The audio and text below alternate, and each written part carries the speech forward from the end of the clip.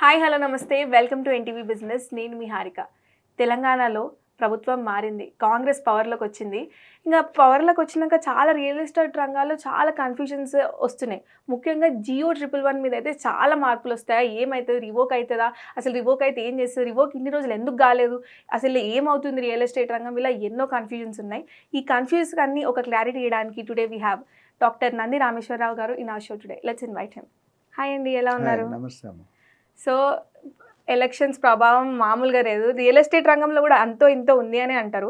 So ఇన్ని రోజులు BRS ప్రభుత్వం ఉన్నప్పుడు రియల్ ఎస్టేట్లో ఒక బూమింగ్ టర్మ్ Geo111 ఏమవుతుంది, రివోక్ అవుతుందా. ఇంకా మొన్న రీసెంట్గా ఒక కేసీఆర్ కూడా ఒక దాంట్లో చెప్పారనమాట, నేను పవర్లోకి వస్తే వితిన్ 2 months నేను Geo111ని రివోక్ చేస్తా అని. ఇన్ని రోజులు చేయలేదు, ఇప్పుడు కాంగ్రెస్ ప్రభుత్వం వచ్చింది, చేస్తుందా, ఎందుకు చేయలేకపోయింది ఇన్ని రోజులు, ఇలా ఎన్నో డౌట్స్ ఉన్నాయి, ఏమంటారు? ఇది చాలా $10 million క్వశ్చన్, 1 million కూడా కాదు. ఎందుకంటే మళ్ళీ ఇది గవర్నమెంట్ లింక్ క్వశ్చనే. అయితే మీరు ఆలోచించాల్సింది, కేసీఆర్ గారు 10 సంవత్సరాలు కూడా చెప్తానన్నారు. ఎప్పుడు కూడా రాజకీయ నాయకులు చెప్పింది కొంతే నమ్మాలి, అంతా నమ్మకూడదు. ఏ పార్టీ ఉన్నా, I'm not saying BRS or Congress or BJP, any party, they will tell so many things before elections and they will tell so many things after elections. Difference ఉంటుంది. అండ్ మళ్ళీ ఎలక్షన్ వచ్చినప్పుడు మళ్ళీ మారిపోతుంది. ఇప్పుడు మీరు అన్నట్టు కేసీఆర్ గారు 2 terms ఉన్నారు. ఫస్ట్ టర్మ్లో కూడా చెప్పారు, రెండో టర్మ్లో కూడా చెప్పారు సీరియస్గా. It's only stunt. మనం కామెంట్ చేయకుండా ఎలక్షన్ ముందు హైప్ క్రియేట్ చేయాలి కదా. సో హైప్ క్రియేట్ చేయడానికి అన్నారు. నేను సెకండ్ టర్మ్ ఎన్నికైనప్పుడు మరి అన్నప్పుడు ఈ పార్టీ 2 నెలలు ఎందుకు, 5 సంవత్సరాలు ఉన్నారు, ఎందుకు అవ్వలేదు? కాలేకపోయింది. Because people should understand, audience should understand, మీరు కూడా అర్థం చేసుకోవాలి. Removing 111 Geo is not in the hands of state. First state government కాదు. It is related to the central government. There is a body called NGT. Correct. National Green Tribunal. అంటే ప్రతి body కింద real estate RERA అన్నాం. What is the job of NGT? NGT అనేది నేచర్ని కాపాడాలి, greenness కాపాడాలి, వాటర్ని కాపాడాలి. ఇప్పుడు 111 Geo ఎత్తేసి అక్కడ 1,30,000 ఎకరాలు ఉంది, అందులో 90 లక్షల ఎకరాలు it is can be construction వాడవచ్చు, మిగతా వ్యవసాయ భూములు అన్నీ తీసేస్తే. అంటే 1,00,000 ఎకరాలు వచ్చిందంటే ఆ 1,00,000 ఎకరాలు మనం ఇప్పుడున్న హైదరాబాద్ ఎందుకు పనికిరాదు. You can make 10 times better Hyderabad. అంటే Geo111 రివోక్ చేస్తే ఉన్న హైదరాబాద్ ఇంకా 10 times గ్రో అవుతుంది అంటారా? 10 times అవుతుంది. అంటే అక్కడ ఇప్పుడు మన హైదరాబాద్ లాస్ట్ 40-50 సంవత్సరాల నుంచి డెవలప్ అవుతూ వచ్చి ఈ స్టేజ్కి వచ్చింది. కానీ అప్పుడు ప్లానింగ్ 50 సంవత్సరాల ముందు టెక్నాలజీ లేదుగా, ఇప్పుడున్న టెక్నాలజీ ఉందా? ఇప్పుడు ఇటుకలు లేకుండా ఇల్లు కడుతున్నారు. మనం మీకు ఎప్పుడైనా మీరు చిన్నప్పుడు చూసారు ఇటుకలు లేకుండా ఇల్లు కట్టడం లేదు. So lot of technologies.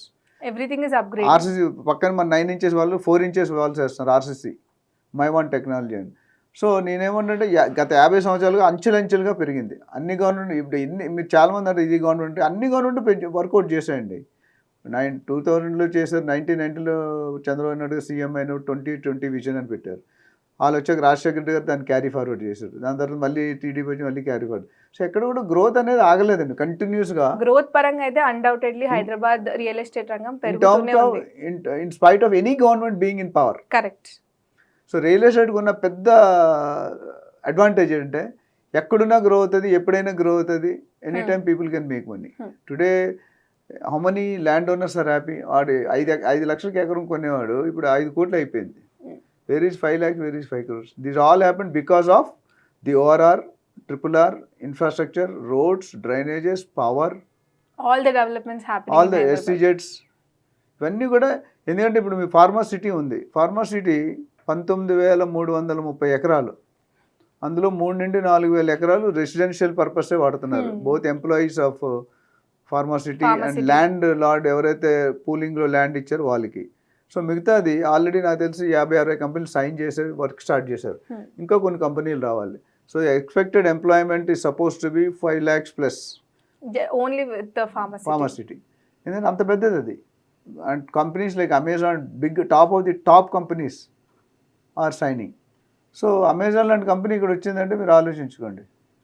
అక్కడ డెవలప్మెంట్స్ ఎట్లయితే, జాబ్ పరంగా ఎట్లయితే, ఇన్ఫ్రాస్ట్రక్చర్ ఎంత గ్రోత్ అవుతుంది. 5 లక్షలు అంటే ఎంప్లాయ్మెంట్ క్రియేట్ అయితే 5 లక్షలు అంటే ఫ్యామిలీకి 5 మందిని వేసుకోండి, 25 లక్షలు.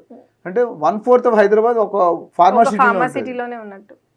అంటే ఎంత బిజినెస్ అవుతుందండి అక్కడ. ఒకసారి ఎంప్లాయ్మెంట్ పడిందంటే ఇల్లులు కావాలి, గ్రాసరీ స్టోర్స్ కావాలి, హాస్పిటల్ కావాలి, కాలేజ్ కావాలి, మల్టీప్లెక్స్ రిలేటెడ్ కావాలి, అన్ని రెసిడెన్షియల్స్ కి హోటల్స్ కావాలి, రెస్టారెంట్స్ కావాలి. అంటే ఇండైరెక్ట్గా ఈ 25 లక్షల మందికి ఇంకొక 25 లక్షల మంది కావాలి, ఒక ఎకో సిస్టమ్ బిల్డ్ అవుతుంది అక్కడ, బిల్డ్ అవుతుంది. సో అది సపరేట్గా సిటీ, అదొక వన్ పార్ట్. ఇప్పుడు బాంబేలో పోతే east Bombay, north Bombay, west Bombay అని ఉంటుంది. ఢిల్లీలో పోయినట్లుంది. ఇప్పుడు హైదరాబాద్ కూడా ఆల్రెడీ మన సెకండ్ అవుట్లో ఈస్ట్ వెస్ట్ అని పెట్టాడు. కొన్ని రోజులు పోతే ఒక స్టేషన్కి 4 ఎంట్రన్స్ ఉంటాయి. ఆ దారి నుండి వచ్చేది వేరు, ఈ దారి నుండి వచ్చేది. దాదర్ అని ఉన్నది బాంబేలో, అట్లనే అటు వేరు ఇటు వేరు ఉంటుంది. సో నేను అనేది ఏంటంటే ఫార్మాసిటీ ఒకటి ఎగ్జాంపుల్ చెప్తాను. అట్లా నియోపాలిస్ కావచ్చు, నిమ్స్ కావచ్చు, లేకపోతే జీనోమ్ వ్యాలీ కావచ్చు, మెట్రో ఎక్స్పాన్షన్, మెట్రో కావచ్చు. ఇప్పుడు మొన్న మెట్రో షాద్ నగర్ దాకా వెళ్తుంది. రేవంత్ రెడ్డి గారు ఇంకా ముందుకు వెళ్తాను అంటున్నాడు. అది ఒకసారి మెట్రో పడిందంటే థింగ్స్ విల్ బి డిఫరెంట్. అక్కడ మొత్తం మారుతుంది, సినారియోనే మారిపోతుంది. సో 111 జీవో అనేది coming back, it is not under the control of any state government. But state government has అంటే ఇప్పుడు ఎన్జిటితో మాట్లాడాలి అంటే స్టేట్ గవర్నమెంటే మాట్లాడాలి. స్టేట్ గవర్నమెంట్ అంటే బేసిస్ ఉండాలి. Because there are so many 1000 cases by landlords and other people against the 111 GO. తీయొద్దు అని చాలా మంది కేసులు వేశారు. సో ఎన్జిటి కోర్టుకు వెళ్ళినా ఆ కేసు అన్నిటికీ వాళ్ళు జస్టిఫై చేయాలి. సో అందుకని కేసీఆర్ గారు అనుకున్నా, లేదా బీఆర్ఎస్ గవర్నమెంట్ అనుకున్నా అది అవ్వలేదు. ఇప్పుడు కాంగ్రెస్ ప్రభుత్వం తీయగలుగుతుంది అంటారా? నేను అది అనేది ఇనీషియల్గా ఏమి కాదండి. It will take some time. దానికి ప్రాపర్ జస్టిఫికేషన్ ఇవ్వాలి. ప్రాపర్ ఎందుకు తీయాలనుకుంటారు, మీకు అంత డిమాండ్ ఉందా, వేరే ఏరియాస్ ఉన్నాయి, ఇవన్నీ అడుగుతారు. సో మరి ఇక్కడ తీసేసే గ్రీనరీ పరిస్థితి ఏంటి? గ్రీనరీ లేదంటే సిటీ కూల్నెస్ ఉండదు. గ్లోబల్ వార్మింగ్ మీకు తెలుసు, ఆల్రెడీ పొల్యూషన్తో నిండిపోయింది. ఇప్పుడు జనాలు దూరంగా ఎందుకు వెళ్ళిపోతున్నారు? Because they want pollution free. సిటీలో నేను బంజారా హిల్స్ ఉంటాను, రేట్ ఎక్కువ, but always it's fully polluted.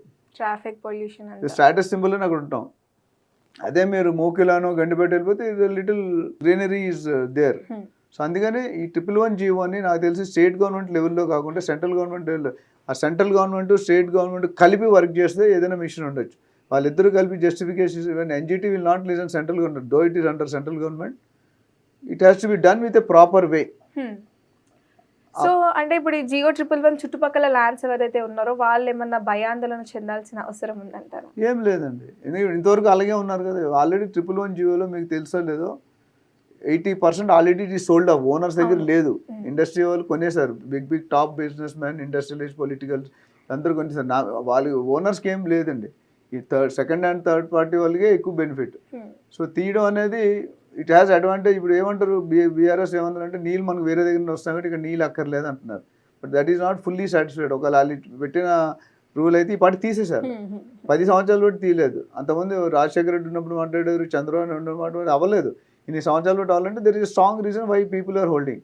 So I don't think it will be done immediately. Number 1, ఒకవేళ అయినా పెద్ద ఆందోళన చెందక్కర్లేదు. ఎందుకంటే సిటీ డెవలప్ అవుతుంది కాబట్టి బెస్ట్. అండ్ సిటీ కూడా ఎలా డెవలప్ అవుతుందంటే new planning, new technology, new methods. It can be another New Jersey or Hong Kong or some another new.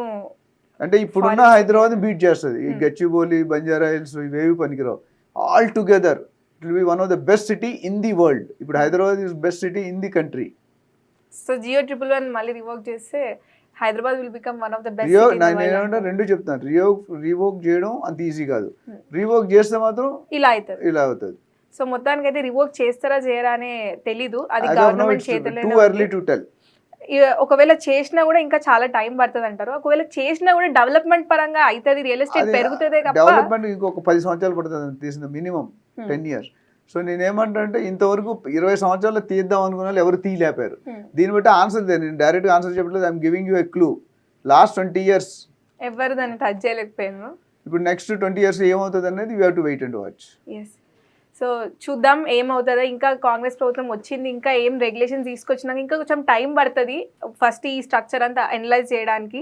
దాని తర్వాత జియో 111 ఒకవేళ తీసినా కూడా డెవలప్మెంట్ పరంగా ఎక్కువనే అవుతుంది, ఇంకా రియల్ ఎస్టేట్ భూమే అవుతుంది అంటున్నారు. It's really nice talking to you అండి. Thank you so much for having you in our show today.